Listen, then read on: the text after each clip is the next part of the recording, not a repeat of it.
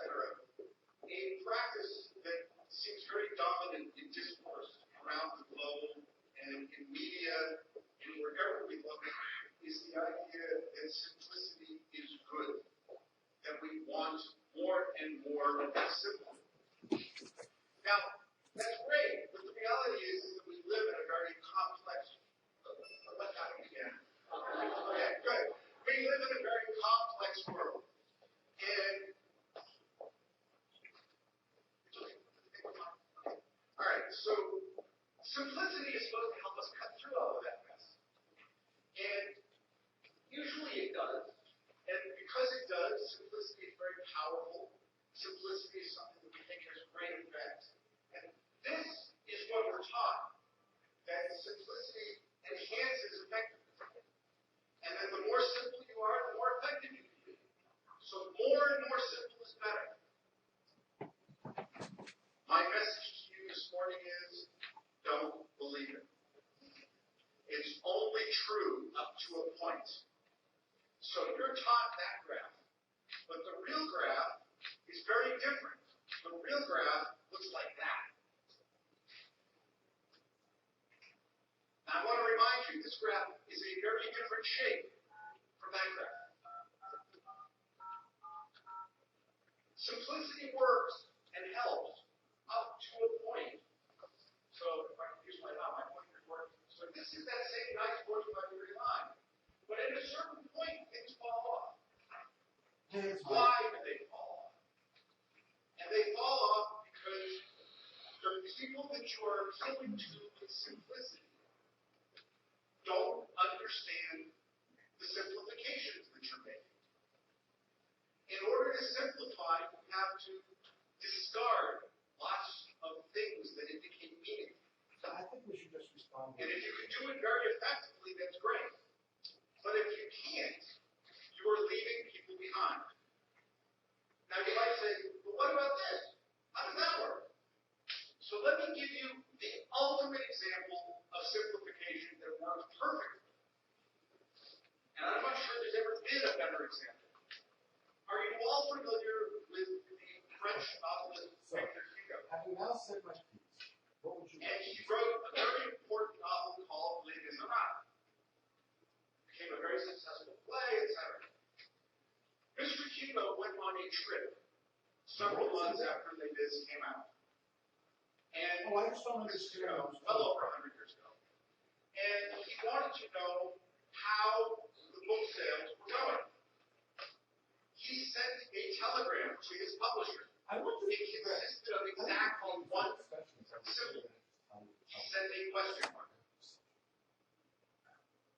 The publisher knew exactly what it was. But nonetheless, I have to and the publisher responded with an exclamation point. And that was all that either of them needed to know. Yes. So that was now, an example of they have to understand that I don't have it, so they have to be payable over 3 or 4 months. Now, there's lots of people that are under 30 in this room. How many of you use emojis? Fine. When you use an emoji, you think that you're doing what Victor Hugo did. You think that the person on the other end knows exactly what it is that you mean. If we were to do a survey with any emoji about how many meanings there are, there's roughly, 80 people in this room. We probably would get 120 answers. So you think you're sending something on a one-to-one basis, but you're not. I'm troubled with the swearing falsity. I'm happy to, state what is correct. We don't agree that they're false. It's not simpler than is this morning's main lesson.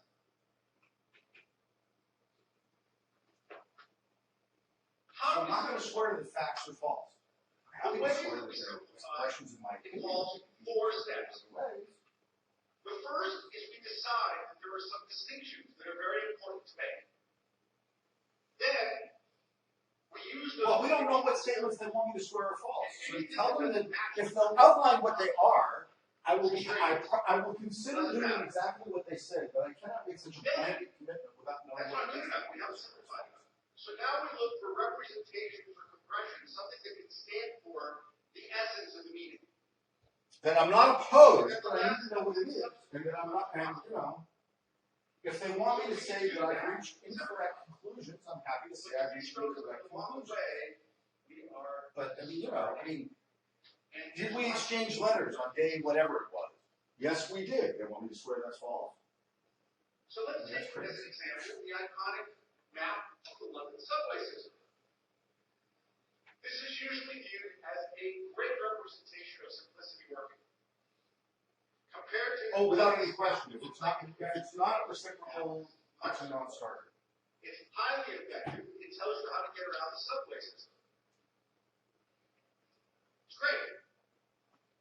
What if I want to walk around London? Does this map tell me anything? It'll confuse you to no end because in terms of walking around London, it's wrong. The relative distances aren't correct. Some of the directions aren't correct. It's a great representation of how to use the subway. It is a terrible representation of how to get around London if you are not using the subway. So the purpose of the simplification makes a great deal of difference. So the key point, we choose which representations to use when we simplify. We are making choices. You? Yes. That's us, as the designer, as the person doing the simplifying. We are making a choice. And then this strange thing happens. We pretend or we forget that we made a choice. And we treat it as if it was always there, just part of the background. So, I told Dick this was going to come up today, that ethics was going to be important. Ethics is about choice. If you are choosing, some of your choices are going to include people, some of your choices are going to exclude people. Rachel? You have a responsibility with respect to the choices. Where are we at? 5 years? So when you go to simplify, okay. You are making So choices. In honor of the fact that I have come to trust and respect your opinion, I will yield. You have to then decide whether you're going to deal with them or not. As I said, I'm sure it's all for naught. So if you decide that you're not going to worry about the ethics, it's fine. then as part of your simplification, you're just not going to worry about it. That's a choice.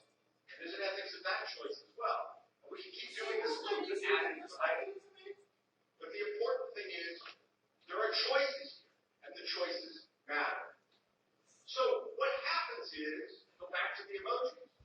We talk. All right, hang on 1 minute. And we understand. So that Rachel knows what's going on. I don't know whether you told her or not. So without going too far into English is my only language. the other thing, Rachel, that's going on is we are For many of the people on the ice end. We're in the middle of actually negotiating some serious. I have no way So of the knowing net result of this is whether if we end up what you doing this, understand I is will what have I'm access actually to my trying to transcript. transmit. I have access to that. I think it is. So just so that you know that in the back of your head. We just don't know. And often, we just don't know what's going on. And this is where the last slide when it got cut off and said, but often we don't know. So, ambiguity can get in our way. But, you know, it's, as we know, whatever. All right. Other than that, just to make sure that we're all on the same page, if this does not work, I don't really care what they say. It doesn't make any difference. The trial is in June. At the early. All right, let me look at the picture and tell me what it is. So who cares? Again, the corporate rep for ICE will be Christine. Anybody? What do you see? What do you see there? I'm just letting you know you're negotiating with it. That's all. Okay. I know. No, just whatever. Yeah. You see a face. All right. So some of you saw a guy, some of you saw a woman. Some of you saw a face, somebody saw people walking. But once you saw it, did you tell yourself a story about what it was you received so that you could justify what it was you saw? I will bet in the back. I'm not going to answer it anyway. The judge told me they couldn't ask about that. So they can ask that all they want. Tell them to go back to the judge.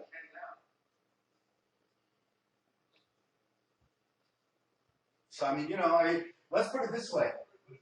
As I went over with Warren, in terms of the claim that they want, they actually have nothing to ask ISO PLLC in the bankruptcy proceeding. It's meaningless. It's completely meaningless. So it's not even clear why they're asking the question. They're not parties.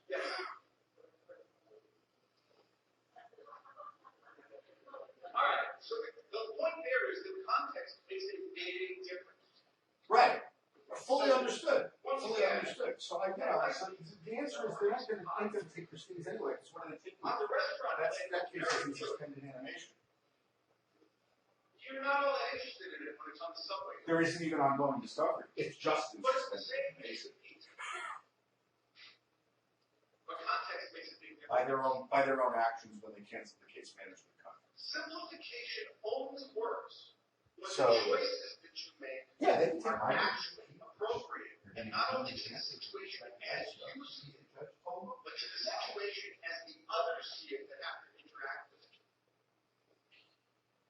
If you can't put yourself in the other's shoes, if you can't what do we give it? 3% chance? your simplifications are chances. They might work, they might not work. The more you can attempt to figure out what the others will see, the higher the likelihood is that your simplification has a good shot at success. Because it isn't how you see it, it's how they see it. So appropriateness can be very elusive. The traditional example is how do we get that big square peg in the round hole? It's hard. Yes. Well, the other, and of course, keep in mind the other part of it is that, so let's just keep in mind what's really going on. Kids how to try to line things up. Mr. Judge has a problem on his hand, which is It's an innate way of teaching. depending on what it's related to, his clients could come after him for malpractice. Disagreements happen all the time. So we've got that little thing going on as well. I understand. I'm just pointing out that is also what's going on. I fully understand. She's right. And for those of you who have been married, if you are male, Okay. I would suggest Okay, talk to the me. answer is correct. But that may be a cultural bias. I don't know. So what happens when we're confronted with ambiguity and disagreement and lack of appropriateness is we tend to react like a deer in the headlights. We don't know what to do. And our normal reaction to that is to attempt to simplify. If you go about it the right way, it may work well. If you go about it the wrong way, you will be able to act. So if your goal is just being able to act, it will work. But it may not have anything to do with the people that you're trying to interact with. You may only be accomplishing something for yourself. So we deal with the complexity around us by coping. This is a quote from Richard Rorty, who's an American pragmatist. Knowledge is not a matter of getting reality right, but rather a matter of acquiring habits of action for coping with whatever the reality might be. What we go about doing is we cope, and we need habits of action for coping. Simplification is one of those strategies. But I keep coming back to it works if you pay attention to the idea that context matters. And if you don't pay attention to that, you're setting yourself up for a danger. So we cope by creating our own simplifications. And once again, let's go over how it is that we do that. So we create our own reality. We want to say the world is X. And we do that in order to make sense of the world. Because it helps us to say that the world is X as opposed to Y as opposed to A. This is our sense making. So we filter reality. The first step of the filter is we limit our field of attention. We narrow the context that we are dealing with. The second thing that we consider. So we assert some set of boundaries and constraints. Then we predict likely outcomes. We play in our heads potential stories. And finally, we choose among our predictions. Which story seems to make the most sense to us? And then we work backwards. Having picked the story that makes the most sense to us, that's how we do the filter. So that allows us to come up with our simple construct for what's going on. But you do both of these things, and don't kid yourself when you think you don't. This is how your brain works. We make predictions and we choose among our predictions. Neuroscience will tell you this is what we do all the time. This is how we go about coping in the world. So the construct becomes the story that we go about telling. And we tell it to ourselves and we tell it to others. But how we tell it makes a difference again about whether the simplification is going to work or not work. So certainty can be very elusive. Please notice it says, are you smoking or jumping?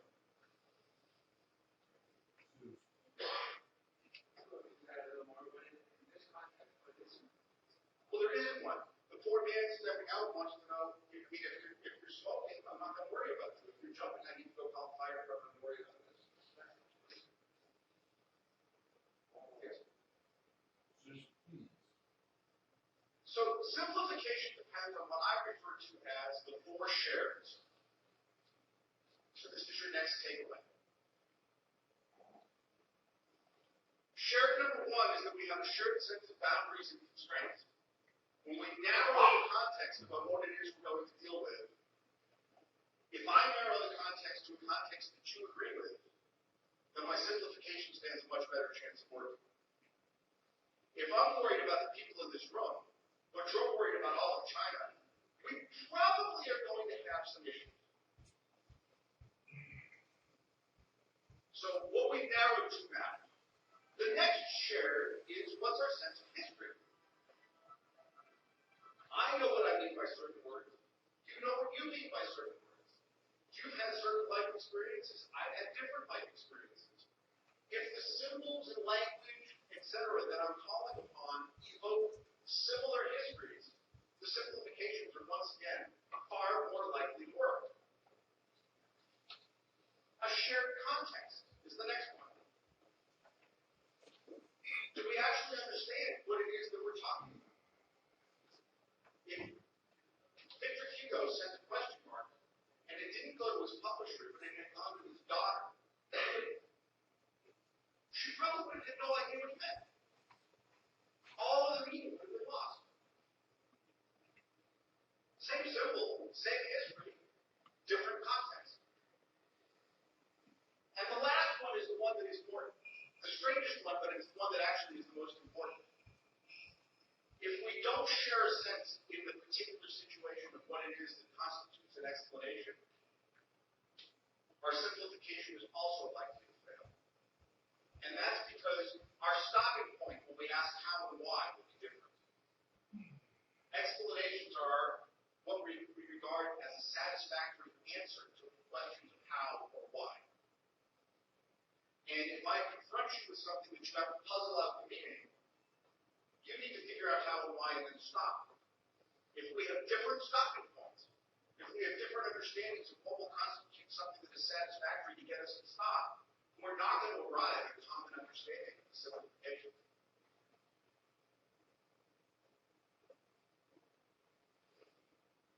What happens is, when we have the four shares, and we are discarding things, what we're doing is we are offloading meaning into the environment. We are using the context as a vehicle to trigger meaning in the other person. We are creating a set of cues that as you walk around, you pick up the meaning. So, for example, I'm up here on stage holding a microphone, there's a podium in front of me and a screen. All of those are cues that I am the speaker that you're supposed to be paying attention to. I don't have to stand up here and tell you, by the way, I'm your speaker. You got that as a cue from me. to the cafeteria, there's a part of the cafeteria that's set up as a coffee bar. It looks like a coffee bar. The symbolism of the context tell you it's a coffee bar. Merely by looking at it. It doesn't have to have a sign on it that says, please stand here if you'd like to order coffee. So, we offload. In 1998, there was a Scandinavian philosopher named Tongji. And he wrote a book where he invented a term for this, and that term is exclamation. So information is when the meaning is in the symbols, in the story, in the explicit representations. Exclamation is when you rely on meaning that is lying outside of the explicit representations. When you're making use of cues, when you're making use of the environment, when you're making use of things that you see around you. Now, Mr. Nordstranders may have invented the term, but we're in China, so I'm going to point out to you that actually, in the 1500s, one of the reasons that the Portuguese missionaries succeeded was there was a Portuguese priest named Mateo Ricci, and he addressed the emperor of China with this massive memory. And when he explained what he did, he said he built what he called memory palaces. So he pictured buildings, and he put memories, things that he was supposed to remember, in specific rooms, so that if he needed to recall them, he could just go for a walk to the palace and pick them up as he went along. So he was explicitly making use of the same concept. He just put things where he could get cued into them. That's fine. And it was this that actually allowed Portuguese to say, resources available. Somebody opened a business where that's what they do. if you don't have the four shares, or to the extent that you don't have the four shares, retrieval from context is very difficult. And the more that the four shares are missing, the more difficult that it is. So the four shares become a key to making simplification. Oh, absolutely. This is not email. This is a database. Now, let me explain to you quickly how this all happened.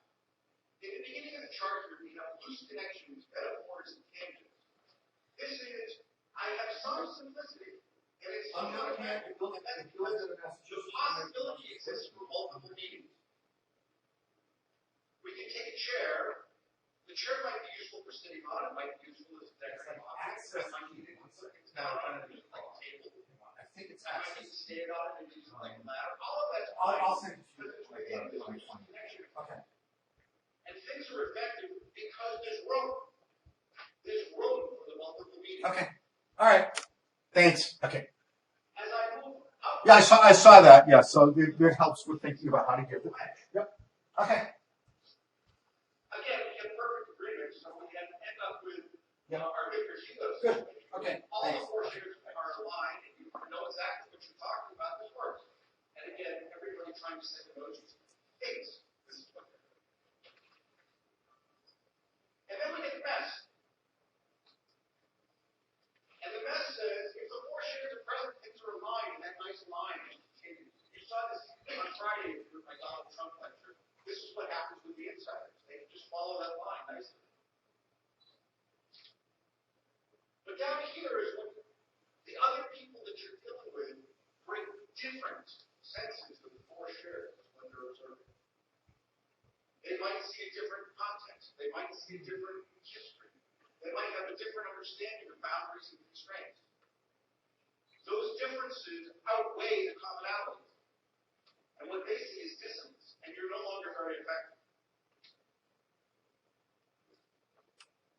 So there are many languages in the world that have figured out how to make use of the Roman alphabet. We're using the same letters.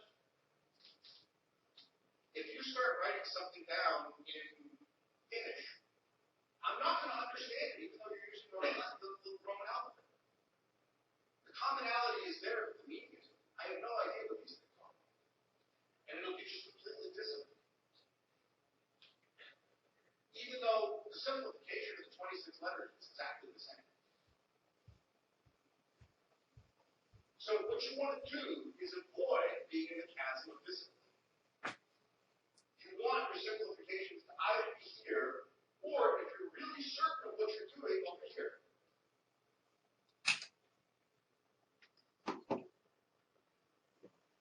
you don't want to be doing is relying on an assumption that your audience, your users, the people that you are appealing to, has the same understanding of things that you do.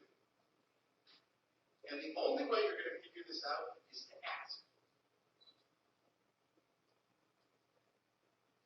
And please, remember to ask somebody other than just yourself. If you only ask yourself, Call from 173.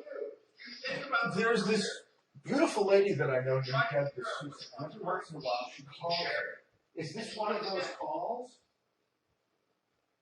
If there's things that are missing, you can fill them in by telling a good story. So, I mean, yesterday, while we were at this thing, you know, I was getting ready today, and then somebody stories in line. She starts going goo goo gaga, etc.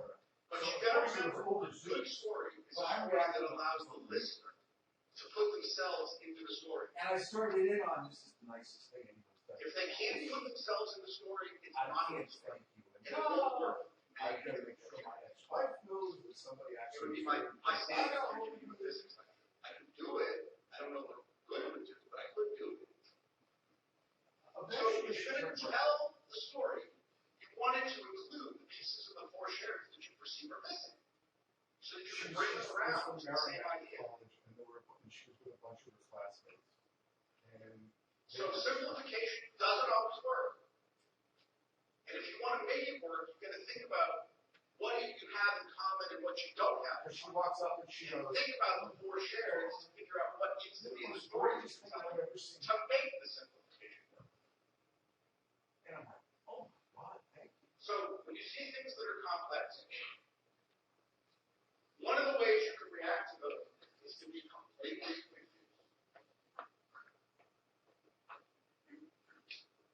But another way to react is to figure out how to tell the right story and just plow your way through the maze.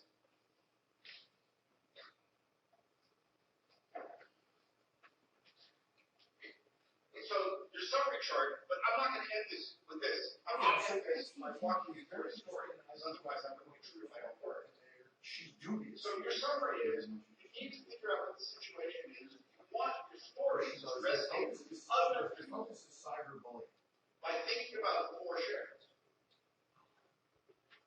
She goes, so let me run it up the flagpole and see what happens. And now, if I can get some more light, I want to talk about the Yes. story behind it. And how did you internet? Did everybody see these words? Good. All right. Right. So let's start with the first word. This is a design conference, Yeah. right? A design school. What is Okay. design? It is what it is. Design is a two-syllable word. This one is about representations. But that syllable means what is taken down from, what is derived from, what can you draw from. So design is about finding an activity that is derived from the representations that you put up. It works when you demonstrate respect. So let's work that out. Now, another two-syllable word that most people don't think about very much. So, respect is to view. And re is again. When you deal with respect, you are treating others as if you're going to be seeing them over and over and over again. It is not about any kind of a transaction, but it is about a relationship. You're going to see them again and again and again. Oh, it's about 45 minutes. Yeah. It's not good. Then we get to context. Yeah. And remember, I said context matters, and that's one of my big things. So text is to weave. Yeah. And con is with. So context is to pay attention to the interweavings that are going on all around you, or to the situation that you're in. But I'm waiting till I have the 4 apps because that's what they're Yeah, the reason I have these words up is because what tends to happen is what shouldn't happen. When we see context, what we tend to do is we try to simplify. Now, complex is No, this is what you can't send me So by definition, context All right, thank you. Okay, That's thanks. not what we Bye-bye. want to do. We want to turn it into complicated instead. It's that simple. Because click is to fold. So when we try to make things complicated, we're saying that they are tries of folding. And that means that we can simplify by unfolding. And we can find the surface that contains the great answer. That very approach is ignoring the context, again, with meaning, that you need to deal with out of respect, and you need to approach from the perspective of design. So if you were doing your designing with a respect for context, you're always asking these questions. And this needs to